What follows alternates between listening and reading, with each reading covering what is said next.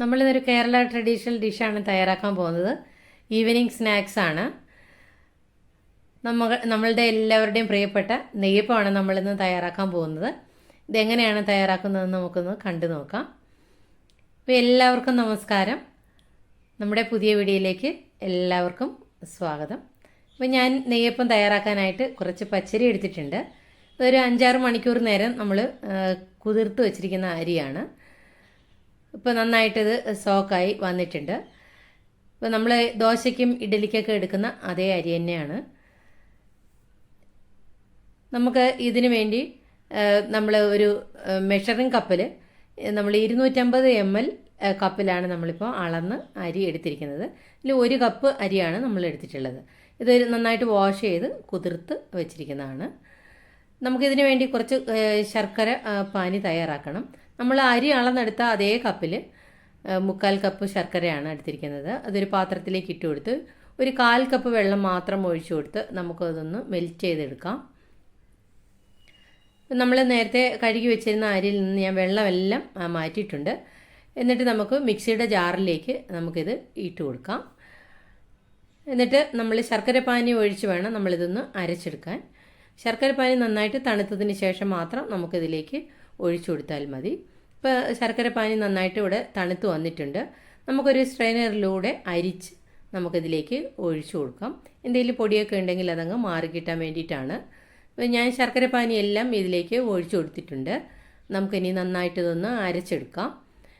നമ്മൾ അരച്ചെടുത്ത മാവ് നമുക്ക് ഒരു ബൗളിലേക്ക് ഒഴിച്ചു കൊടുക്കാം. ഞാനിപ്പോൾ ഒരു ബൗളിൽ ഒഴിച്ചു കൊടുക്കുന്നുണ്ട്. എന്നിട്ട് നമുക്കൊരു 8 മണിക്കൂർ നേരം നമുക്കിതൊന്ന് റെസ്റ്റ് ചെയ്യാനായിട്ട് നമുക്കിത് മാറ്റി വയ്ക്കാം. അപ്പോൾ അത് അവിടെ ഇരിക്കട്ടെ. നമുക്ക് ഇതിന് വേണ്ടിയിട്ടുള്ള ബാക്കിയുള്ള കാര്യങ്ങൾ നമുക്ക് തയ്യാറാക്കി എടുക്കാം. ഞാനിപ്പോൾ ഒരു 3 ടേബിൾ സ്പൂൺ കോക്കനട്ട് ചെറുതായി അരിഞ്ഞെടുത്തിട്ടുള്ളതാണ്. ഇതൊന്ന് റോസ്റ്റ് ചെയ്തെടുക്കാം. ഒരു ഗോൾഡൻ ബ്രൗൺ നിറമാവുന്നവരെ നമുക്കിതൊന്ന് റോസ്റ്റ് ചെയ്തെടുക്കണം. ഞാൻ 1 ടേബിൾ സ്പൂൺ നെയ്യ് ഒഴിച്ചു കൊടുത്തിട്ടാണ് നമ്മൾ ഇതൊന്ന് റോസ്റ്റ് ചെയ്തെടുത്തിട്ടുള്ളത്. നമ്മൾ ഇതിലേക്ക് ഇപ്പോൾ ഇത് നന്നായിട്ട് ഗോൾഡൻ ബ്രൗൺ നിറമായിട്ടുണ്ട്. ഞാനിപ്പോൾ ഗ്യാസ് ഓഫ് ചെയ്ത് കൊടുത്തിട്ടുണ്ട്. ഇതിലേക്ക് 1 ടേബിൾ സ്പൂൺ നമ്മുടെ ബ്ലാക്ക് സെസം സീഡ് ഇട്ട് കൊടുത്ത് കൂടി ഒന്ന് ഇളക്കി കൊടുക്കാം. അപ്പോൾ നന്നായിട്ടൊന്ന് റോസ്റ്റായി വരട്ടെ. ഇപ്പോൾ നമുക്ക് ഇത് തണുത്തതിന് ശേഷം മാത്രം നമ്മൾ നേരത്തെ തയ്യാറാക്കി വെച്ചിരുന്ന ബാറ്ററിലേക്ക് ഇട്ട് കൊടുത്താൽ മതി. നമ്മുടെ കറുത്ത എള്ളാണ്. ഇനി കറുത്ത എള്ള് കയ്യിലില്ലെങ്കിൽ നമ്മുടെ കറുത്ത ജീരകം ചേർത്ത് കൊടുക്കാം. ഇപ്പോൾ ഇത് നമ്മുടെ ബാറ്ററിയുടെ റെഡിയായി വന്നിട്ടുണ്ട്. 8 മണിക്കൂർ കഴിഞ്ഞിട്ടുണ്ട്. ഇതിലേക്ക് ഒരു 1/2 ടീസ്പൂൺ കാർഡമം പൗഡർ ചേർത്ത് കൊടുക്കാം. ഒരു 1/2 ടീസ്പൂൺ റോസ്റ്റഡ് ജീര പൗഡർ നമുക്കിതിലേക്ക് ഇട്ട് കൊടുക്കാം. എന്നിട്ട് നമ്മൾ നേരത്തെ തയ്യാറാക്കി വെച്ചിരുന്ന കോക്കനട്ടിൻ്റെയും എള്ളിൻ്റെയും മിക്സ് ഇതിലേക്ക് ഒഴിച്ചു കൊടുക്കാം. നമ്മൾ ആ നെയ്യോട് കൂടി തന്നെയാണ് നമ്മൾ ഇതിലേക്ക് ഒഴിച്ചു കൊടുക്കുന്നത്. നെയ്യ് കുറവാണെന്ന് തോന്നുകയാണെങ്കിൽ 1 ടീസ്പൂൺ നെയ്യ് കൂടി നമുക്കിതിലേക്ക് ഒഴിച്ചു കൊടുക്കണം. നമ്മൾ നെയ്യപ്പമാണ് തയ്യാറാക്കുന്നത്, അതുകൊണ്ട് നെയ്യ് ഒഴിച്ചു കൊടുക്കാൻ മറന്നു പോകരുത്. എന്നിട്ട് നന്നായിട്ട് നമുക്കതൊന്ന് മിക്സ് ചെയ്തെടുക്കാം. ഇപ്പം നമ്മൾ ബാറ്റർ ഇപ്പോൾ നന്നായിട്ട് തിക്കായിട്ടാണ് ഇരിക്കുന്നത്. ഇനി നമ്മൾ നന്നായിട്ട് ഈ മിക്സ് ഇട്ട് കൊടുത്തതെല്ലാം ചേർത്ത് ഒന്ന് ഇളക്കി കൊടുത്തതിന് ശേഷം നമുക്കിതിലേക്ക് കുറച്ച് വെള്ളം ചേർത്ത് കൊടുക്കാവുന്നതാണ്. ഞാനിപ്പോൾ ഇവിടെ 1 ടേബിൾ സ്പൂൺ വെള്ളം മാത്രം ഒഴിച്ചു കൊടുക്കുന്നുള്ളൂ. 1 ടേബിൾ സ്പൂൺ വെള്ളം ഒഴിച്ചു കൊടുത്ത് നന്നായിട്ടൊന്ന് മിക്സ് ചെയ്തതിന് ശേഷം ആവശ്യമുണ്ടെങ്കിൽ വീണ്ടും നമുക്ക് വെള്ളം ചേർത്ത് കൊടുക്കാവുന്നതാണ്. ഒരുപാട് വെള്ളം കൂടി പോകരുത്, അത് പ്രത്യേകം ശ്രദ്ധിക്കണം. അപ്പോൾ ഞാൻ 1 ടേബിൾ സ്പൂൺ വെള്ളം കൂടി ഇതിലേക്ക് ഒഴിച്ചു കൊടുത്തിട്ടുണ്ട്. അങ്ങനെ നമ്മൾ 2 ടേബിൾ സ്പൂൺ വെള്ളമാണ് ഇപ്പോൾ ഒഴിച്ചു കൊടുത്തിട്ടുള്ളത്. ഒരുപാട് തിക്കായി പോകാനും പാടില്ല, ഒരുപാട് ലൂസായി പോകാനും പാടില്ല. നമ്മൾ എണ്ണ ചൂടാക്കാനായി വെച്ചിരുന്നു. എണ്ണ നന്നായി ചൂടായി വന്നിട്ടുണ്ട്. ഇപ്പം ഗ്യാസിൻ്റെ ഫ്ലെയിം അങ്ങ് മീഡിയത്തിലേക്ക് ആക്കിയതിന് ശേഷം നമുക്കിതിലേക്ക് 1 തവി മാവ് എന്ന കണക്കിൽ നമുക്കിതിലേക്ക് ഒഴിച്ചു കൊടുക്കാം. ഞാനിപ്പോൾ കുറച്ച് മാവ് ഒരു ബൗളിലെടുത്തിട്ടാണ് ഒഴിച്ചു കൊടുക്കുന്നത്. തവിയിൽ ഒഴിക്കാൻ ബുദ്ധിമുട്ടുള്ളവർക്ക് ഇങ്ങനെ ബൗളിലോ ഗ്ലാസ്സിലൊക്കെ മാവ് ഒഴിച്ചിട്ട് ഇത് എടുത്തിട്ട് ഒഴിച്ചു കൊടുക്കാവുന്നതാണ്, കുഴപ്പമൊന്നുമില്ല. ഇപ്പോൾ ഇത് പാത്രത്തിന് മുകളിലേക്ക് പൊങ്ങി വന്നിട്ടുണ്ട്. അപ്പോൾ ഇതിൻ്റെ മുകളിൽ കുറച്ച് എണ്ണ ഇങ്ങനെ നമുക്കൊന്ന് ഒഴിച്ചു കൊടുക്കാം. ഇപ്പോൾ നമ്മൾ പൂരിയൊക്കെ ഉണ്ടാക്കുന്ന രീതിയിൽ ഇത് പൊങ്ങി നന്നായിട്ട് ഇങ്ങനെ പൊള്ളി വന്നിട്ടുണ്ട്. ഇതേ രീതിയിൽ വേണം നമുക്കിത് തയ്യാറാക്കി എടുക്കാനായിട്ട്. നമ്മളിത് ബേക്കിംഗ് സോഡയൊന്നും നമ്മളിതിലേക്ക് ചേർത്ത് കൊടുത്തിട്ടില്ല. നമ്മളിത് ഫെർമെൻറ്റ് ചെയ്യാനായിട്ട് വെക്കുന്ന സമയമാണ് നമുക്കിത് കറക്റ്റായിട്ട് അറിയേണ്ടത്. ഒരു 8 മണിക്കൂർ കൂടിപ്പോയാലും കുഴപ്പമില്ല, കുറഞ്ഞു പോകരുത്.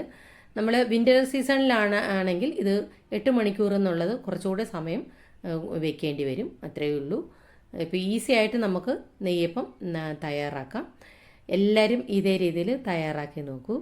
നമ്മൾ ഇത് ഇങ്ങനെ തിരിച്ചിടുന്ന സമയത്ത് എണ്ണ തെറിക്കാതെ പ്രത്യേകം ശ്രദ്ധിക്കണം. വേറൊരു സ്പൂണൂടെ എടുത്ത് അതിൻ്റെ സപ്പോർട്ടിൽ വേണം നമ്മളിതൊന്ന് തിരിച്ചിട്ട് കൊടുക്കാൻ. രണ്ട് സൈഡും ഒരേ രീതിയിൽ ഒന്ന് ഗോൾഡൻ ബ്രൗൺ നിറമാകുന്നത് വരെ നമുക്ക് തിരിച്ചും മറിച്ചും ഇട്ട് കൊടുത്ത് നമുക്ക് തയ്യാറാക്കി എടുക്കാവുന്നതാണ്. നമുക്ക് നെയ്യപ്പം ഇവിടെ റെഡിയായി വന്നിട്ടുണ്ട്. നമുക്ക് ഇത് കോരി വേറൊരു പാത്രത്തിലേക്ക് മാറ്റാവുന്നതാണ്. ഒരു സൈഡൊക്കെ നന്നായിട്ട് നമുക്ക് കിട്ടിയിട്ടുണ്ട്, നല്ല ഷേപ്പിൽ കിട്ടിയിട്ടുണ്ട്. നമുക്ക് ബാക്കിയുള്ളതെല്ലാം നമുക്ക് ഇതേ രീതിയിൽ തയ്യാറാക്കി എടുക്കാവുന്നതാണ്. ഈസിയാണ്, എല്ലാവരും തയ്യാറാക്കി നോക്കൂ. വിഷുവിന് എല്ലാവരും ഒന്ന് തയ്യാറാക്കി നോക്കൂ. നമ്മുടെ എല്ലാവരും പ്രിയപ്പെട്ട നെയ്യപ്പം നമുക്ക് വീട്ടിൽ തന്നെ തയ്യാറാക്കി എടുക്കാം, വളരെ ടേസ്റ്റോടു കൂടി തന്നെ. മധുരം ഓരോരുത്തരുടെയും ടേസ്റ്റ് അനുസരിച്ച് കൂട്ടുകയോ കുറയ്ക്കുകയോ ചെയ്യാവുന്നതാണ്. തേങ്ങ അത് ഓരോരുത്തരുടെ അളവനുസരിച്ച് കൂട്ടുന്നതിൽ കുഴപ്പമൊന്നുമില്ല. ഇല്ലയെന്ന് വിചാരിച്ചും കുഴപ്പമൊന്നുമില്ല. എല്ലാവരും ഇതേ രീതിയിലൊന്ന് തയ്യാറാക്കി നോക്കൂ. ഞാൻ ബാക്കിയുള്ളതെല്ലാം ഇതേ രീതിയിൽ തയ്യാറാക്കി എടുത്തിട്ടുണ്ട്. നമ്മുടെ വളരെ ടേസ്റ്റി ആയിട്ടുള്ള നെയ്യപ്പം ഇവിടെ റെഡി ആയിട്ടുണ്ട്. അപ്പോൾ വിഷുവിന് എല്ലാവരും നെയ്യപ്പം ഒന്ന് തയ്യാറാക്കി നോക്കൂ. നമുക്ക് കേരളത്തിന് പുറത്തുള്ളവർക്ക് നല്ലൊരു നൊസ്റ്റാൾജിക് ഫീലിംഗ് തരുന്ന ഒരു റെസിപ്പി കൂടിയാണ് നെയ്യപ്പം. കാണുമ്പോൾ തന്നെ നമുക്ക് കഴിക്കാൻ തോന്നുന്ന ഒരു ഡിഷാണ്. നല്ല സോഫ്റ്റാണ് ഉള്ളിൽ, സൈഡൊക്കെ നല്ല മൊരിഞ്ഞ് നമുക്ക് കിട്ടിയിട്ടുണ്ട്. ഈസി ആയിട്ട് വീട്ടിൽ തന്നെ നമുക്ക് നെയ്യപ്പം തയ്യാറാക്കി കുട്ടികൾക്കെല്ലാം കൊടുക്കാവുന്നതാണ്. അപ്പോൾ ഇത്രയേ ഉള്ളൂ.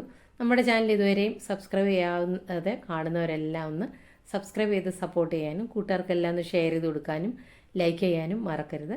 അടുത്തൊരു നല്ലൊരു ഡിഷായിട്ട് നമുക്ക് വീണ്ടും കാണാം. അതുവരെ എല്ലാവർക്കും താങ്ക് യു.